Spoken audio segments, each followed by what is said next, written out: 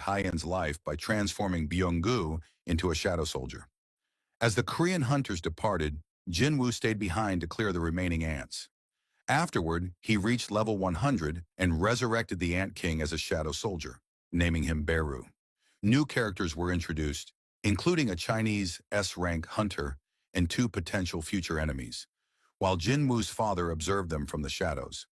After the Jeju Island raid, Jin-Woo honored those who had lost their lives. He then secured permission to open his own guild before stepping into another Red Gate alone. Inside the Red Gate, Jin-Woo's shadow soldiers fought against the gate's monsters. He managed to find the boss, and the creature asked him if he was the one who had been killing his people. It tells Jin-Woo that it is impressed he managed to reach this far with such a small body, but this is where it all ends. He orders his people to come out, as he had already stationed them, to ambush Jin-Woo in this place. But nothing happens. The creature wonders what is going on and why his minions are not responding to the signal. We see Jin-Woo standing there. He tells the creature, "Call me small now." That's funny.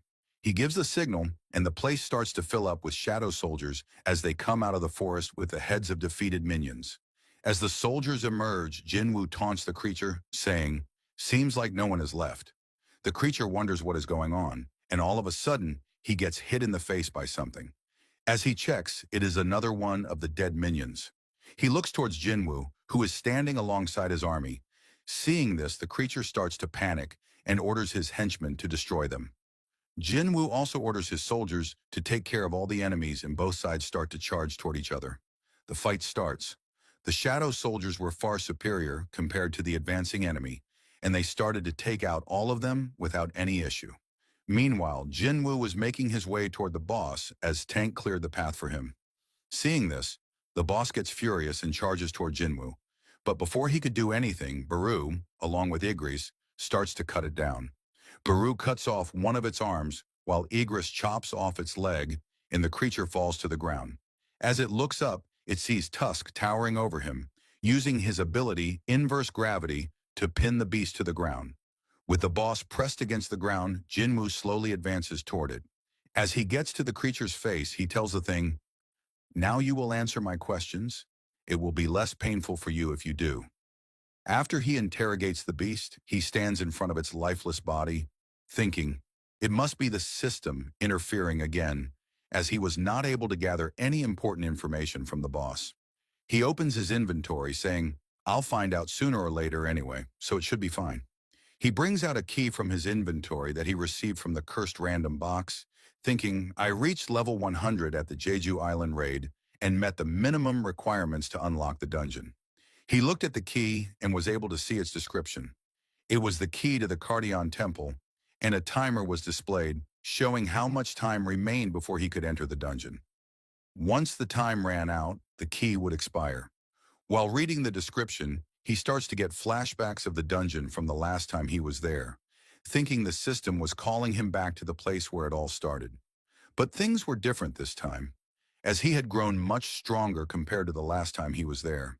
He wonders if it was all planned from the beginning, and if it's waiting for his return. If that's the case, then wait for me. We see an entity sitting inside the dungeon as it smirks, hearing Jin-Woo say, "I'll be coming soon." The scene shifts to a dungeon where a man is panicking as a dark figure stands before him. The man asks the creature about its identity, and the figure replies, "He's not the one either. They're hiding cleverly, aren't they?" The brilliant fragments of light. Silid, the king of snowfolk and the monarch of frost, notices something behind him. As he turns, he sees Yogyamunt, the king of demonic specters and the monarch of transfiguration. Yogyamunt tells Silid that he has come to inform him about the East Island. Silid asks if he is talking about the small island, noting that it is the place of the Shadow Monarch. He then asks if Yogyamunt has decided to take care of that place. Yogyamunt tells him that the rulers have decided to release their legions south of that location, adding, "I'll take that place." Silid asks, "How are you planning to deal with the Shadow Monarch, who is also there?" Yogyamunt replies, "It'll be all right if the planner fulfills the contract." With a smirk, he adds, "The greatest fragment of brilliant light has been confirmed in that place as well." Hearing this, Silid becomes excited. He asks, "You intentionally came here just to tell me that?" Yugyaman then asks what Silid plans to do with that information. Silid replies, "If you are willing to follow me, then why not?" During their conversation, Silid suddenly notices something. He tells Yogyaman, "It looks like we were being lured here." Another person walks up to them. Silid comments, "The person earlier can't possibly wield the power of the brilliant fragments of light, so I was wondering why a trace of that power was here. This person plans to get in our way." With rage in his eyes, the man asks them about the small island to the east, questioning if they are referring to Korea. Silid asks, "What are you going to do about it?" From behind, Yogyaman tells them, "We do not have time to deal with him." As they begin to leave, Silid taunts the man, "Try and stop us if you can." The man charges toward them, declaring, "I won't let you escape." As he strikes, Silid effortlessly blocks the attack with his ice shield. With a grin on his face, he prepares to counterattack. As he unleashes his power, a massive explosion engulfs the area. The scene shifts to Jin-Woo as he walks to his car. Just as he's about to open the door, a man approaches him and asks, "Excuse me, are you Sung Jin-Woo?" He introduces himself as Adam White, a senior official from the Federal Bureau of Hunters. Adam hands Jin-Woo his business card and says, "It's a pleasure to meet you, Mr. Sung. Feel free to call me Adam."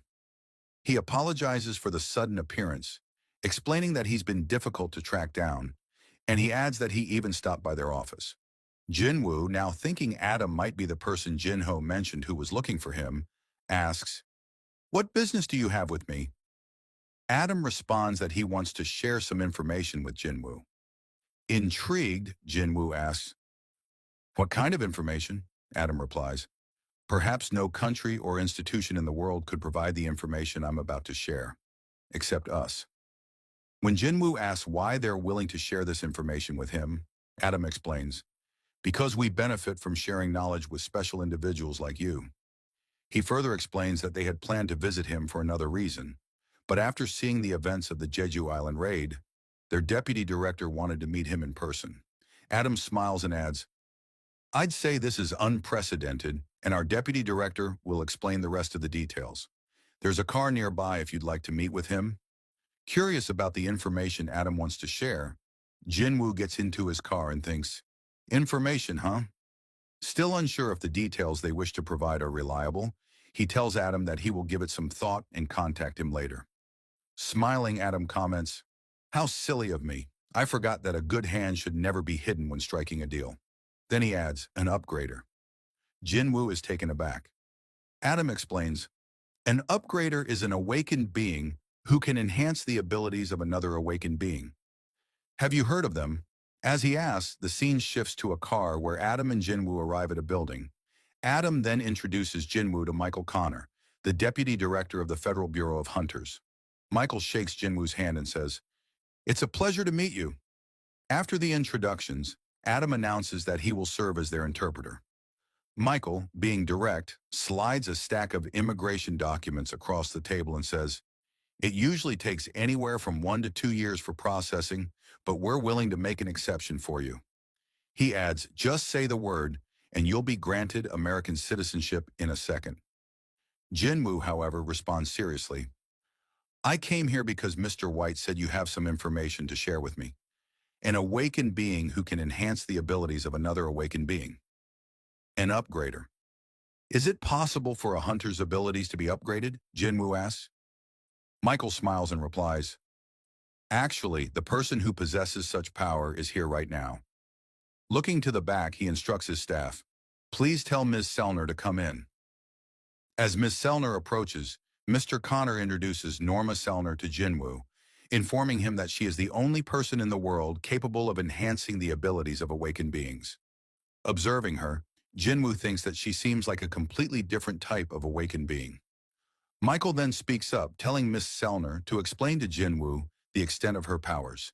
Miss Sellner begins by addressing Jin-Woo, acknowledging that he might be skeptical about what she's about to say. She adds that everyone had the same doubtful look when they first heard it.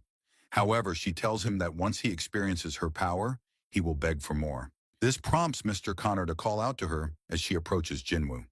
Mrs. Sellner explains that Jin-Woo might already be aware that every awakened individual has a limit to their strength, and no one can surpass that limit. An awakened being's rank would always remain the same unless they undergo a second awakening. This, she notes, was common knowledge among hunters. Jin-Woo then asks, "But you can change that?" To which Ms. Selner responds, "Yes." She reveals that she has the power to help awakened beings break through their limitations. Through a process of 3 stages, she can lift their limitations. She adds that she didn't even know what to call this power, but she is capable of performing a force reawakening. In simple terms, she can bring out a person's true potential. Mr. Connor agrees with her and confirms that everything she says is true. However, he points out that Ms. Selner would need a long period of rest after each use of her power, which means she can only help 3 or 4 individuals per year. Jin-Woo thinks to himself that he would be one of the 3 or 4 people she would help. If what she said was true, then she must have an incredible ability. He then asks, "How effective is the process exactly?" Ms. Selner explains that the results vary for each individual, but after going through all 3 stages, an individual would experience a strength increase of anywhere from 20% to 30%. Upon hearing this, Jin-Woo is stunned. A 20% to 30% increase in strength seems insane. He now understands why Hwang Dong-soo had decided to go to America, despite facing so much public criticism. Jin-Woo thinks to himself, who would turn down such an offer? He then asks, what if someone finds out about her powers? Mr. Connor replies, explaining that this is exactly why she is under their care. They ensure her safety while compensating her with a suitable salary. In return, Ms. Selner would help enhance the abilities of their selected hunters. Mr. Connor then introduces her again to Jin-Woo, explaining that her power would be used on him as a gift. Still doubtful, Jin-Woo asks, "You mean as an offer?" Mr. Connor clarifies that once he becomes a hunter for the Federal Bureau, he would be given top priority and receive preferential benefits. Additionally, they would arrange meetings with the guild of his choice and help him sign the best contract. Ms. Selner slides a plate across the table and tells Jin-Woo that he doesn't need to decide right away, as they are only easing him into the idea for now. Jin-Woo asks, "Excuse me?" And Ms. Selner reiterates that, as they said, this is a gift. Afterward, Mr. Connor asks for permission to lift his limits. Jin-Woo asks, "For nothing in return?" Mr. Connor explains that he should think of it as a complimentary service. Jin-Woo, recalling Ms. Selner's words that he would beg for more once he experienced it, realizes she is confident in her results. Ms. Selner then asks Jin-Woo to hold out his hand and look into her eyes closely, telling him that this is the first step. Michael, watching the scene, thinks to himself that Jin-Woo has already taken the bait and is keeping his cool. However, once the first stage is complete, Michael believes Jin-Woo will likely try to reach out to them, and if he is an impatient type, he might sign the papers right away. Meanwhile, Jin-Woo's hand begins to glow as Miss Selner holds it. Mr. Connor reflects on Jin-Woo's past achievements, how he succeeded in the Jeju Island raid with powers that had never been seen before, and wonders what else Jin-Woo could accomplish. As a green aura surrounds Jin-Woo and the light in his eyes intensifies, the process continues. Miss Selner's eyes begin to glow, and she is enveloped by a powerful aura. Suddenly, it becomes clear that she has shifted to a place filled with darkness. A face appears behind her, where only darkness remains. Gradually, a figure emerges from the shadows and slowly approaches her. The figure comes closer until it is right in front of her, staring with a terrifying light in its eyes. At this, Miss Selner screams and the process is abruptly halted, shocking everyone in the room. Suddenly, some of their agents draw their guns and point them at Jin-Woo, demanding to know what he has done to Miss Selner. Mr. Connor angrily shouts at them, asking if they have lost their minds and if they don't recognize who Jin-Woo is. He calls them morons and tells them to go check on Miss Selner if they are concerned. Bowing his head, Mr. Connor apologizes to Jin-Woo for the agent's behavior, saying they had stepped out of line. Still shocked, Jin-Woo replies, "It's all right." Angrily, Mr. Connor approaches one of the agents and tells him that if they had done something like this to Thomas Andre or Lu Jigang, they would all be dead by now. He coldly orders, "Got it." The agent, terrified, quickly agrees. Mr. Connor then asks Ms. Selner what happened, noticing that she is still trembling. He remarks that she is drenched in sweat and asks if she is feeling unwell. After that, Mr. Connor explains to Jinwoo that Ms. Selner is feeling unwell and asks if it would be okay to reschedule the procedure for another time. Jinwoo agrees. Mr. Connor then instructs Adam to escort Jinwoo out of the room. Once Jinwoo has left, Mr. Connor turns to Ms. Selner and asks what happened. Her face is still filled with fear, and her hands tremble as she stutters, "He's a king, and a powerful one at that." Mr. Connor is stunned by her words and asks if she means Jinwoo is as strong as a national-level hunter. Ms. Selner shakes her head, unable to explain further, and reveals that she hasn't experienced anything like this before. "He is a king," she repeats, "but not an ordinary one." She explains, adding, "While I was looking at him, he was also looking back at me, an infinite darkness within him." Ms. Selner says that there is no limit to his power. Fast forward, we see Jin-Ho sitting in the office as he takes care of some business. He says, "These haters, sending complaints after getting sued and crying like kids, that won't work." After some time, he finishes his work and thinks he has managed to single out all the groups slandering Jinwoo. As he rests, he sees Jinwoo standing behind him, who tells him, "You sure are working hard." Jin-Ho thinks. He comes and goes without even making a sound. Jinwoo asks if there was any trouble. Jin-Ho tells him everything is going smoothly and asks why Jinwoo is dressed like that. Jinwoo hands him a bag full of magical cores, saying, "You said we needed money for the guild." Looking at that, Jin-Ho tells him they don't need to worry about salaries for the employees. Jinwoo asks what he means, and Jin-Ho reminds him they need another member for the guild. To hire someone, they need to pay them salaries. Jinwoo tells him, "Even if we need a member to just fill in the empty space in the guild, we want someone who is sincere, who can stay and work with us." Jin-Ho, with a serious look, tells Jinwoo there is one more urgent thing they need to take care of first. They need a name for their guild. Hearing that, Jinwoo tells him, "I thought it was something really serious." Jin-Ho tells him, "This is a very serious matter." He starts suggesting names like Sungyu Guild after Jinwoo's last name, even though Yusung sounds more natural. Or maybe they could be the Wooho Guild, after the last characters in their names, or Jin Guild, using their middle characters. Hearing all the suggestions, Jinwoo decides to name the guild Solo Play Guild, explaining, "After all, it's a solo player guild." Hearing that, Jin-Ho thinks, was that supposed to be funny? As they talk, they hear a knock at the door. Jin-Ho goes to check who it is. The person asks if this is Hunter Jinwoo's guild office. Jin-Ho tells the person, yes, it is, and as he looks at them, he is shocked to see it is Hunter Cha. Jin-Ho asks her what she is doing there, and Cha replies, saying she wishes to join his guild. After they sit down, Jinwoo asks her to clarify why she's there. Hunter Cha tells him, "Like I said, I want to join your guild." Hearing that, Jinwoo thinks, "I'm so confused about what's going on." He asks her if the chairman asked her to join his guild, or if maybe Hunter Choi kicked her out of the guild. She tells him that's not the reason. Jinwoo, with a serious look on his face, asks her, "So why would you want to join my solo play guild?" She is surprised to hear the name, and asks him if he really named his guild that. Jinwoo tells her, "Yes. What's the problem with the name? The vice master and I agreed to it." Jin-Ho tells him he never agreed to anything, asking, "What about the names that I suggested?" He looks at Cha, analyzing her pulse, breath, and expression. She's pretending to be calm, but she can't fool me. "Just why are you trying to join my guild?" he asks her.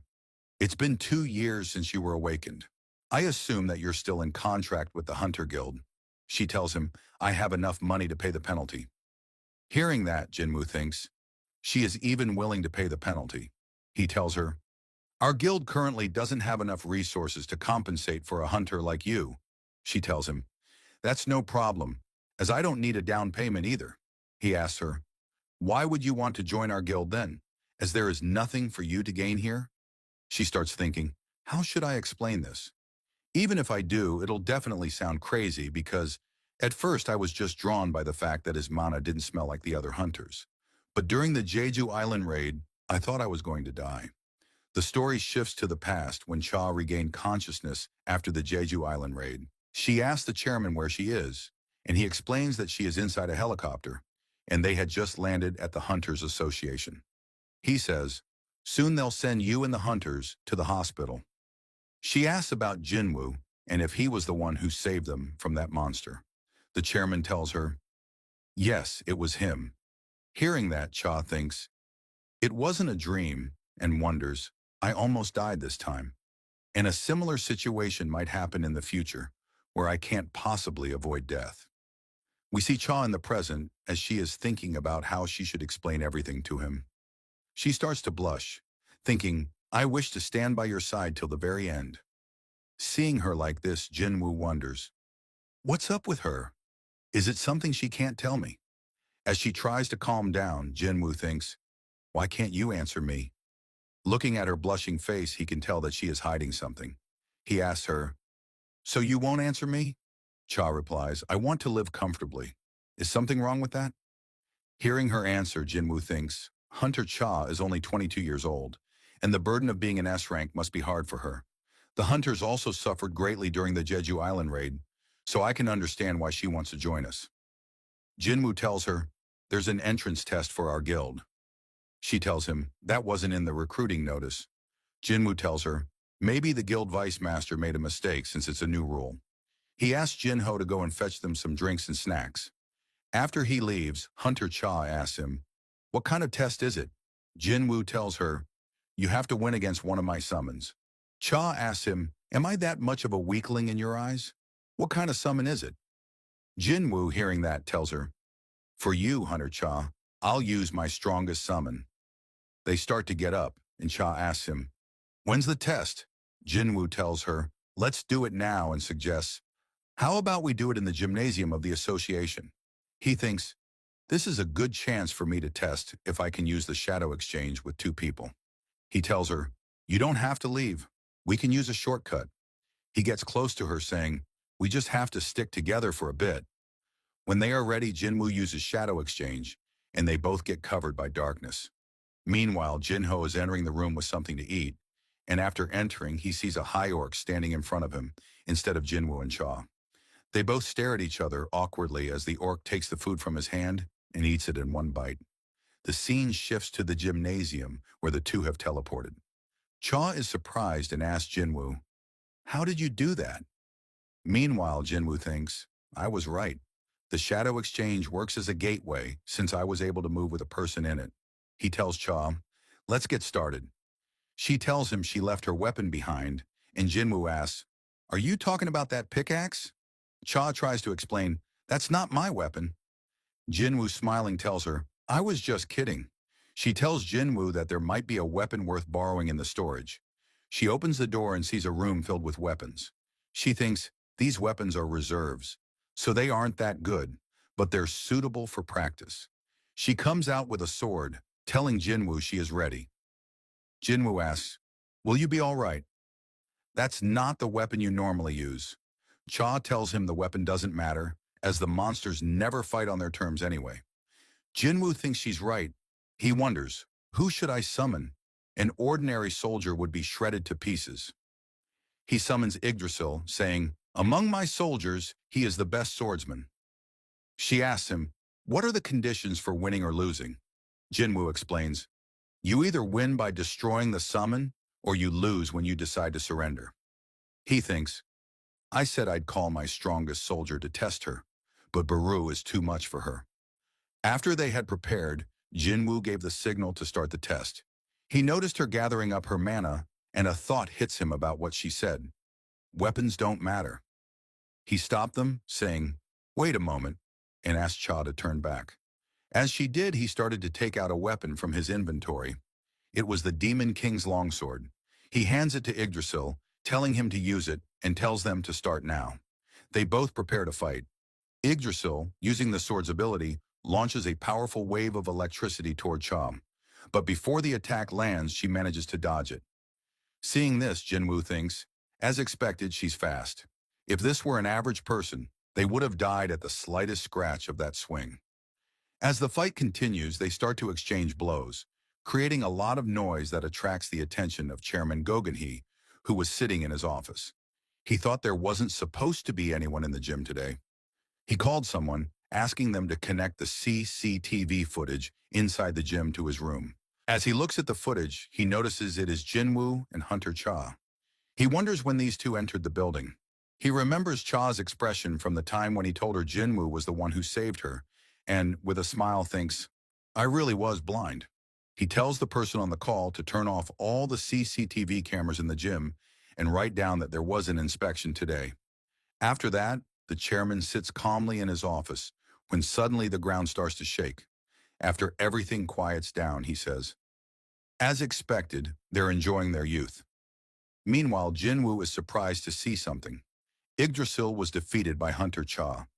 She asks him, was the Black Knight the strongest one you have? You said you'd summon your strongest, didn't you? Please summon him now. Hearing that, Jinwoo tells her, you might get hurt. But she replies, it'll be fine because I would like to fight him once again. She sees a dark aura emerging behind Jinwoo as he summons Beru. He asks her if she is sure she will be okay. The episode ends here. And if you're not subscribed, please subscribe. Thank